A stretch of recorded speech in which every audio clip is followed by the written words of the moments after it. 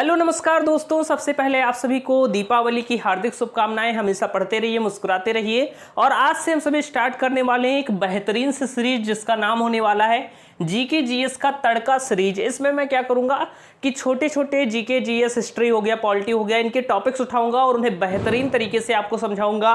5 से 10 मिनट की वीडियो में आप बेहतरीन तरीके से समझ जाएंगे। जैसा कि आज की वीडियो का टॉपिक है अनुच्छेद 1, यानी जिसे हम आर्टिकल 1 कहते हैं, भारतीय संविधान के अनुच्छेद 1 के बारे में आज मैं आपको बेहतरीन तरीके से समझाने वाला हूं। तो चलिए शुरुआत करते हैं इस प्यारी सी वीडियो की। आज हमें पढ़ना है भारतीय संविधान का अनुच्छेद 1। मेरा नाम मिलिंद मिश्रा है। चलिए शुरू करते हैं। तो अगर मैं बात करूं, भारतीय संविधान का अनुच्छेद 1 कहता है कि इंडिया जो कि भारत है वह राज्यों का एक संघ है। भारत कैसा देश है? तो यह राज्यों का एक संघ है। इसी के बारे में अनुच्छेद 1 में बताया गया है। तो आप लिख लीजिएगा कि इंडिया जो कि भारत है, इंडिया जो कि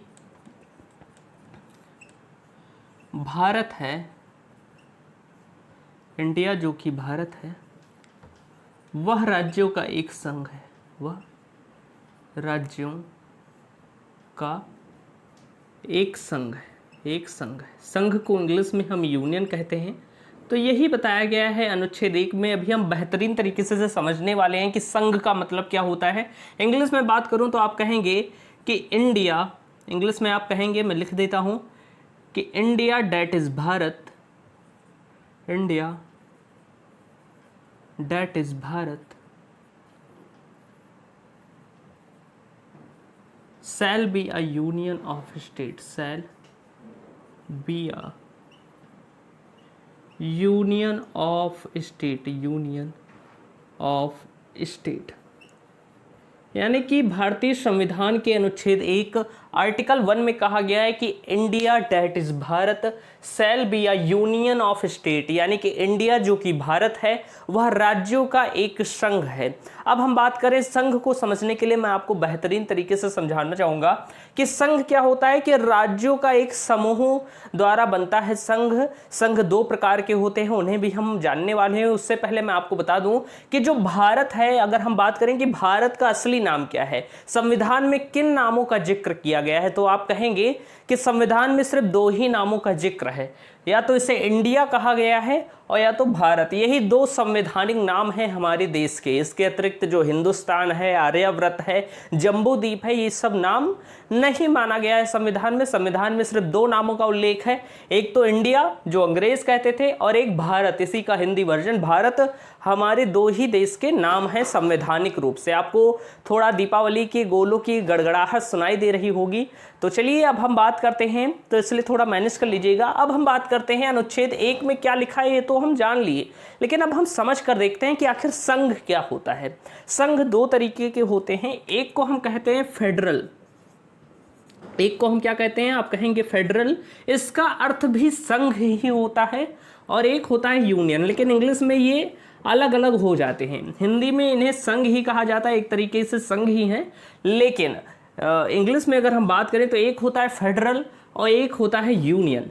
यूनियन हमारी कंट्री है और फेडरल मैं आपको बताऊंगा, जैसे अमेरिका होगा, यूएसए जिसे कहते हैं, ये एक फेडरल कंट्री है, या जिसे फेडरेशन भी कहीं कहीं लिखा मिलता है। तो अगर हम बात करें कि इन दोनों में अंतर क्या होता है, जैसे भारत राज्यों का एक संघ है, अगर कोई देश फेडरल है तो उसमें और भारत में अंतर क्या होगा। तो अगर हम बात करें जो फेडरल होता है, अगर मैं फेडरल की बात करूं तो आप लिखेंगे इसमें पहला पॉइंट। तो फेडरल में क्या होता है दोस्त, तो आप कहेंगे कि फेडरल में होता है कि इसमें केंद्र और राज्य की शक्तियां बराबर होती हैं। आप कहेंगे जो फेडरल देश होगा, जैसे आपका अमेरिका, यूएसए हो गया, इसमें केंद्र तथा राज्य की शक्तियां बराबर होती हैं। केंद्र तथा राज्य की शक्तियां बराबर होती हैं। राज्य की शक्तियां बराबर होती है। बेहतरीन तरीके से आपको मैं समझाऊंगा कि आप कभी नहीं भूलेंगे अनुच्छेद 1। केंद्र तथा राज्य की शक्तियां बराबर होती हैं, यानी कि जो यूएसए है वहाँ जो केंद्र है और राज्य है उनकी शक्तियाँ लगभग बराबर ही हैं, कोई ज़्यादा शक्तिशाली नहीं है, यानी सबकी शक्तियाँ बराबर है। आप जानते होंगे कि यूएसए में लगभग 50 देश आते हैं, यानी कि केंद्र की शक्तियाँ अलग हैं, राज्य की शक्तियाँ अलग है और दोनों शक्तियाँ बराबर है। लेकिन भारत में क्या है कि राज्य ज़्यादा शक्तिशाली नहीं होते। भारत में केंद्र सबसे ज़्यादा शक्तिशाली है। जो यूनियन होगा उसमें केंद्र सबसे शक्तिशाली होगा, केंद्र शक्तिशाली होता है। यहाँ पर राज्य शक्तिशाली नहीं होता, राज्य का जिक्र भी नहीं है, यहाँ पर केंद्र अधिक शक्तिशाली होता है, यानी कि मेन भूमिका जो होती है केंद्र की होती है।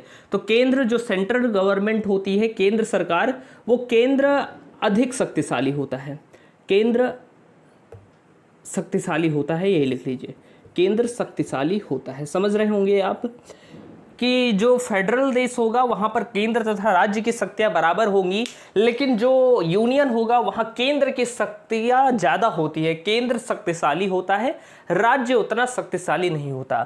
अगर हम बात करें तो इसमें क्या होता है, जो फेडरल कंट्री होगी जैसे कि यूएसए हो गया, तो यहाँ क्या होगा कि केंद्र तथा राज्यों के मध्य समझौता होती है, यानी केंद्र तथा राज्य समझौते के मध्य जुड़े होते हैं। तो आप लिखेंगे केंद्र तथा राज्य में समझौता होती है, केंद्र तथा राज्य में समझौता होता है, समझौता होता है, समझौता होता है। यानी कि यूएसए यानी कि अमेरिका जो कंट्री है वहाँ केंद्र तथा राज्यों के मध्य क्या है, एक समझौता है। यानी कि 50 देश थे, उन लोगों ने अपनी थोड़ी थोड़ी शक्तियाँ केंद्र को दे दी और कहा कि एक देश बना लो, और उससे केंद्र को शक्तियाँ दे दी और केंद्र वहाँ पर शासन कर रही है। लेकिन यहाँ पर क्या है कि केंद्र तथा राज्य के मध्य समझौता है। जैसे अमेरिका है तो अमेरिका में अगर कनाडा देश आता है तो कनाडा देश और अमेरिका के मध्य थोड़ा समझौता हुआ है, इसी के मध्य ये आपस में जुड़े हुए होते हैं। लेकिन जो यूनियन है, जैसे कि हमारे भारत का उत्तर प्रदेश हो गया, बिहार हो गया, इनका भारत देश से कोई समझौता नहीं है। यूनियन क्या होता है आप कहेंगे, यूनियन क्या होता है तो आप कहेंगे कि राज्यों के मध्य कोई समझौता नहीं होता, राज्यों के मध्य कोई समझौता नहीं होता दोस्त, राज्यों के मध्य कोई समझौता नहीं होता, कोई समझौता नहीं होता। बेहतर तरीके से समझ लीजिएगा, इतना अच्छा कोई बताने वाला नहीं है, समझ लीजिएगा, नहीं होता है। यानी कि जो भारत है इसके राज्यों के मध्य इसकी कोई समझौता नहीं है, यानी केंद्र राज्यों के मध्य यहाँ पर कोई समझौता नहीं होता है, केंद्र तथा राज्यों के मध्य कोई समझौता नहीं होता है। इसके बाद अगर हम बात करें तो आप यूएसए को देखेंगे तो यहाँ पर दोहरी नागरिकता है, दोहरी नागरिकता है। क्या नागरिकता है तो आप कहेंगे यहाँ पर दोहरी नागरिकता है, यानी कि अमेरिका का रहने वाला व्यक्ति, मान लीजिए कोई व्यक्ति कनाडा में रह रहा है और कनाडा अमेरिका के अंतर्गत ही आता है, एक तो वो खुद भी एक कंट्री है लेकिन वो क्या है कि अमेरिका के अंतर्गत आता है। तो अगर मैं वो कनाडा रह रहा हूँ तो मुझे कनाडा की भी नागरिकता मिली होगी और अमेरिका की अलग से नागरिकता मिली होगी, और इसे हम दोहरी नागरिकता कहते हैं। यानी कि अमेरिका का रहने वाला व्यक्ति अमेरिका का भी नागरिक है और कनाडा देश का भी नागरिक है। तो जो फेडरल होगा वहां पर दोहरी नागरिकता ज्यादातर होती है, लेकिन जो संघ होता है यहाँ पर एकल नागरिकता होती है, एकहरी नागरिकता जिसे हम कह देते हैं। यहाँ पर क्या होता है तो यहाँ पर एकहरी नागरिकता होती है, एकहरी नागरिकता होती है, समझिएगा ध्यान से। जैसे कि हम सिर्फ भारत के नागरिक हैं, हम यहाँ के राज्यों के नागरिक नहीं है। जैसे कि मैं उत्तर प्रदेश का रहने वाला हूँ तो मैं उत्तर प्रदेश का केवल निवासी हूँ, मैं यहाँ का नागरिक नहीं हूँ, मैं नागरिक सिर्फ भारत का हूँ, इंडिया का हूँ। आप बेहतर तरीके से समझ पाएंगे, खुद एग्जाम्पल बनिए तो आप बेहतरीन तरीके से समझ पाएंगे। अच्छा, क्या होता है फेडरल में राज्य जो है आसानी से अलग हो जाते हैं, लेकिन संघ के राज्य कभी अलग नहीं हो सकते, आसानी नहीं, कभी भी अलग नहीं हो सकते। आप कहेंगे भैया कि जो फेडरल होगा राज्य आसानी से अलग हो जाएंगे, राज्य आसानी से अलग हो जाएंगे, आसानी से अलग हो जाएंगे, अलग हो जाते हैं, हो जाते हैं, क्योंकि यहाँ पर राज्यों के मध्य क्या है, यहाँ पर राज्यों के मध्य समझौता हुआ है।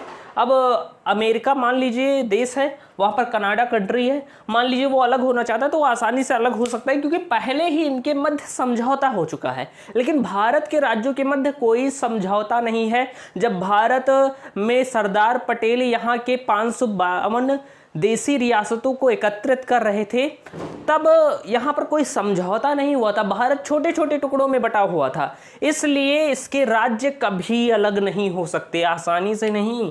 इसके राज्य कभी अलग नहीं हो सकते। आप लिख लीजिएगा कि राज्य कभी अलग नहीं हो सकते, राज्य कभी अलग नहीं हो सकते, अलग नहीं हो सकते।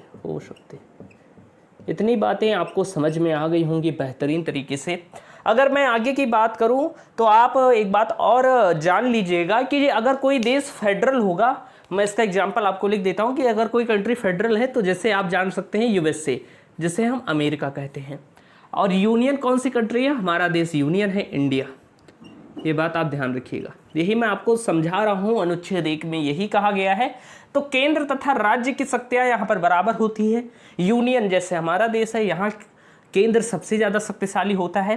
और फेडरल की बात करें तो केंद्र तथा राज्यों के मध्य समझौता होता है, यहाँ पर राज्यों के मध्य कोई समझौता नहीं होता।